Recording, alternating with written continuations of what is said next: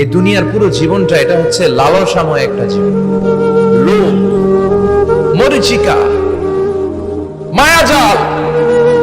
এই মায়াজালে আমরা আটকে আছি, ফলে মৃত্যুর কথা আমরা ভুলে গিয়েছি।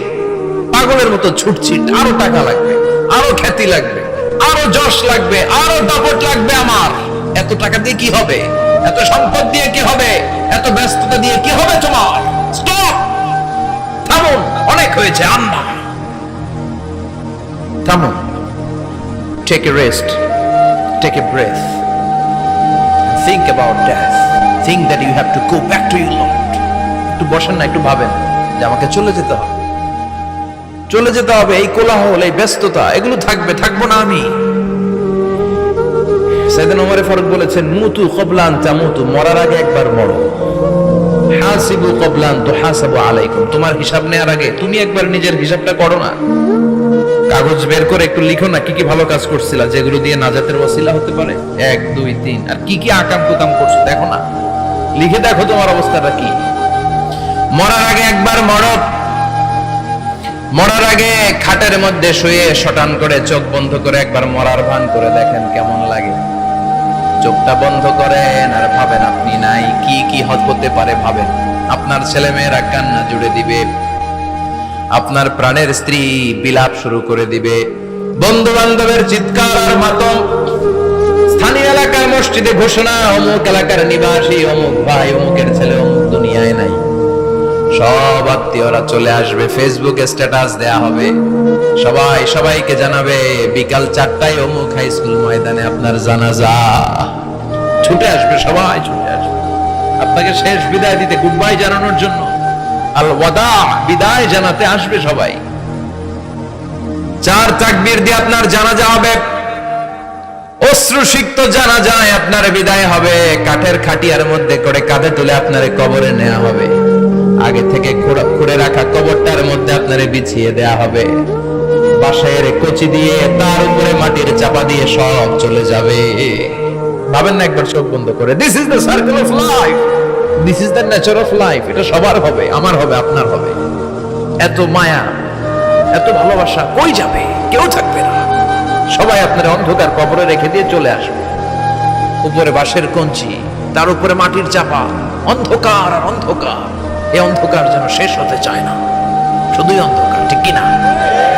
এজন্য আমাদের চলে যেতে হবে। দাদা গেল, চাচা গেল, মামা গেল, আমাদেরকেও যেতে হবে, জোরে কোন ঠিক কিনা? একদিন মাটির ভেতরে হবে ঘরে মন আমার, কেন বন্ধ দালান ঘর, প্রাণ পাখি উড়ে যাবে পিঞ্জর ছেড়ে।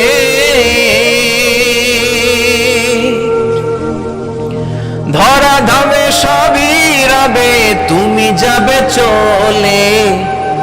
বন্ধু বান্ধব যত, মাতা পিতা দ্বারা সুত, সবই হবে তোমার পরে। মন আমার কেন বন্ধ দালান ঘর, একদিন মাটির ভেতরে হবে ঘরে মন আমার, কেন বন্ধ দালান ঘর, ঠিক কিনা? সব করে থাকবে, চলে যেতে হবে আমাদেরকে। এজন্য আখিরাতের কথা যেন আমাদের স্মরণ হয়। বিষ্ণুই বলতেন, নাহাইতুকুমান জিয়ারাতিল কুবুর, আমি তোমাদেরকে কবর জিয়ারত করতে আগে নিষেধ করতাম, কিন্তু এখন নিষেধাজ্ঞা প্রত্যাহার করে নিলাম। এখন সব সময় তোমরা কবরের সামনে যাবা আর জিয়ারত করবা। কবরস্থানে জানতো বড়ুয়া কৃষ্ণপুরের এই গ্রামের কবরস্থান আছে কোন দিকে? পূর্ব দিকে আছে, গোখরার জলের ওদিকে। যান আপনারা, একটু যাবেন, একটু গেলে আখিরাতের কথাটা স্মরণ হবে। ওখানে ছোট শিশুরা শুয়ে আছে, কিশোর যুবকরা আছে, আপনার মতো তাগড়া যুবক মুরব্বীরা আছে। এরা এই এলাকায় থাকতো, এরা আকাশ থেকে নেমে আসে না, এই এলাকার সন্তান আজ নাই। একটা সার্টেন পিরিয়ড শেষে আপনিও থাকবেন না। This is the nature of life, this is the circle of life. ছোট্ট শিশু হয়ে এসেছিলেন, শৈশব, কৈশোর, যৌবন, প্রৌঢ়ত্ব। আগে ছিলেন সিঙ্গেল, বিয়ে করে হয়ে গেলেন ডবল। এরপরে আল্লাহ আপনাকে একটা মেয়ে দিল, এরপরে মেয়েকে বিয়ে দিয়ে শ্বশুর হলেন, এরপরে ওই মেয়ের ঘরে সন্তান হতে নানা হলেন। আর কতদিন? অনেক দিন হলো তো, অনেক লম্বা সময় পেয়েছেন আপনি। Think about death. এবার যাওয়ার কথা ভাবেন। আখিরাতের সামানের কথা ভাবেন, ফিরে যেতে হবে। কি শক্তিশালী যুবক, বার্ধক্য চলে আসলে লাঠি ছাড়া চলতে পারে না। কুচকুচে কালো দাড়ি সাদা হয়ে যায়, দাড়ির শুভ্রতা, বয়সের ভার, রং ধরা যৌবন জং ধরে শেষ, ঠিক কিনা? This is the circle of life. যুবক ভাইরা, এটাই জীবন, চলে যেতে হবে, কেউ থাকতে পারবে না, ঠিক কিনা? এটা রিমাইন্ডার আল্লাহ এই সূরার ভেতরে দিয়েছেন যে তোমাদেরকে ফিরে যেতে হবে, এই লোভ লালসা ছেড়ে দাও। রব্বুল আলামিন বলেন, আলহাকুমুত তাকাসুর হাত্তা যুরতুমুল মাকাবির। ও গোলাম, দুনিয়ার সম্পদ, লোভ লালসা তোদেরকে পাগল বানিয়ে দিয়েছে। এই লোভ পাগলামি কোনোদিন তোদের থামবে না যতদিন না তোরা কবরে ঢুকবি, ঠিক কিনা? কার কথা? আল্লাহ বললেন, দুনিয়ার সম্পদ আর লোভ আর মোহে তোমরা গাফেল হয়ে গিয়েছো। আখিরাতের কথা বেমালুম তোমরা ভুলে গিয়েছো, কিন্তু আখিরাতে তোমাদের যেতেই হবে, কবরের বাড়িতে তোমাদের ঢুকতেই হবে, ঠিক কিনা? যেতেই হবে। আমরা ভুলে যাই। আলহাকুমুত তাকাসুর, অতিরিক্ত পাওয়ার লোভ, বেশি বেশি খাওয়ার লোভ, বেশি বেশি জমানোর লোভ মানুষকে গাফেল বানিয়ে দিয়েছে। এটা মানুষের স্বভাব। আরো চাই, আরো চাই, এই স্বভাবটা আছে না নাই? দেখবেন ছোট বাচ্চারা মসজিদের দোয়া অনুষ্ঠান শেষে জিলাপি দেয় না? বড়ুয়া কৃষ্ণপুর কি দেয়? আগে বাতাসা দিত না, এখন কি দেয়? জিলাপি দেয়, মিষ্টি দেয়। তো মসজিদের 2-3 গেট থেকে যদি দেয়, ছোট বাচ্চারা দেখবেন এদিক দিয়ে কয়েকটা নিয়ে আবার ওই গেটে লাইন ধরে। ওর হাত হলো ছোট হাত, ওর হাত ভর্তি জিলাপি, আর নেওয়ার জায়গা না, এরপর আরেক জায়গায় লাইন ধরছে, আরো লাগবে, আরো লাগবে, এই আরো আরো আরো চাই। এই স্বভাবটাই মানুষকে কুড়ে কুড়ে শেষ করে দিয়েছে। এত লাগবে কেন তোমার? চাহিদার কোনো শেষ নাই। Unlimited demand of human being. যার আছে বেশি তার চাই বেশি।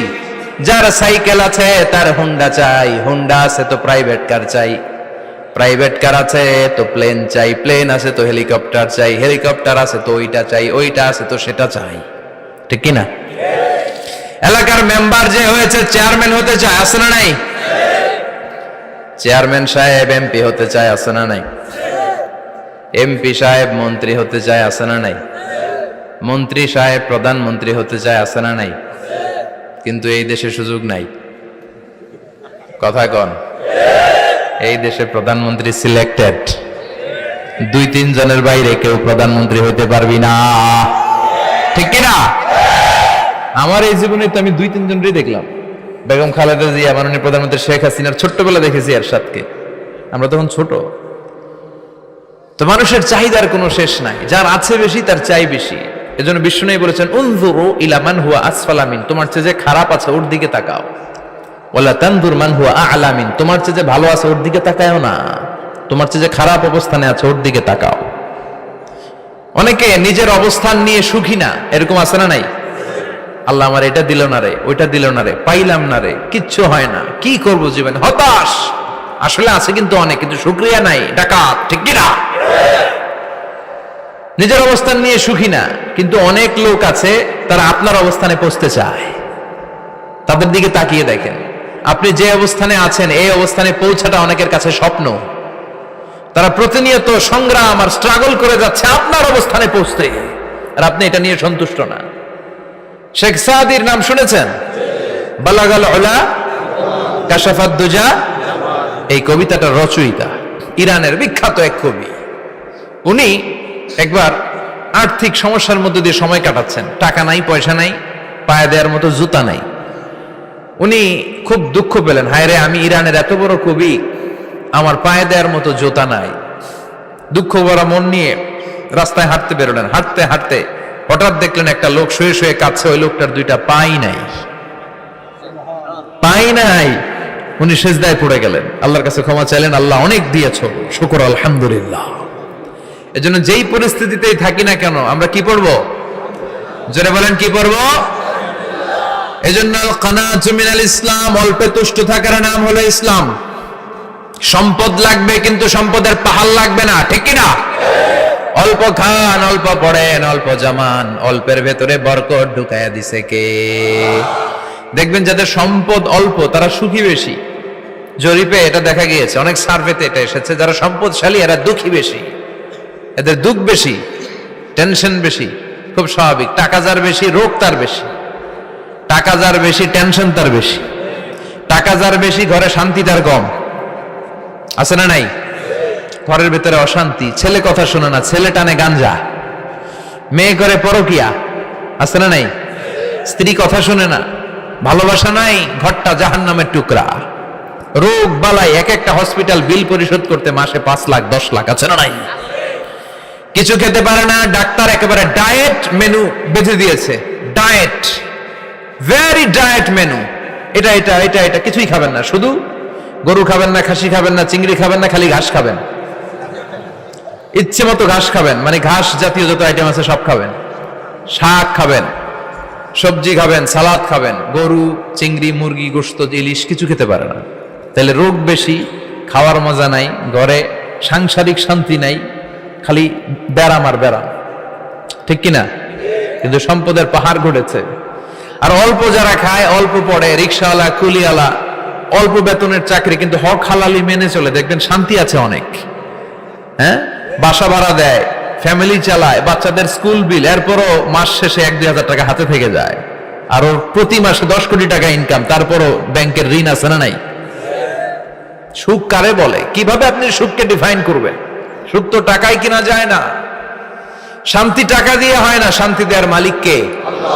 শান্তি আছে অল্প খেয়ে শুকর করার মধ্যে, শান্তি আছে আলহামদুলিল্লাহর মধ্যে। চিল্লায় বলেন ঠিক কিনা? এজন্য অল্প খাবো, অল্প পড়বো, অল্প জামাবো। অল্পের ভেতরে বরকত দিয়েছে কে?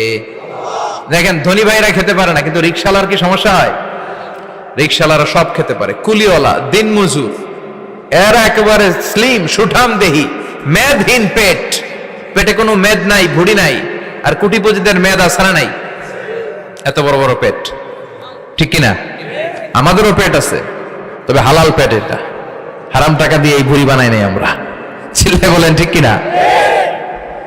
রিক্সাওয়ালা, কুলিওয়ালা নিজেও নামাজ পড়ে, বউ নামাজ পড়ে, বাচ্চাটাও নামাজ পড়ে, রিক্সা চালায় আর জিকির করে লা ইলাহা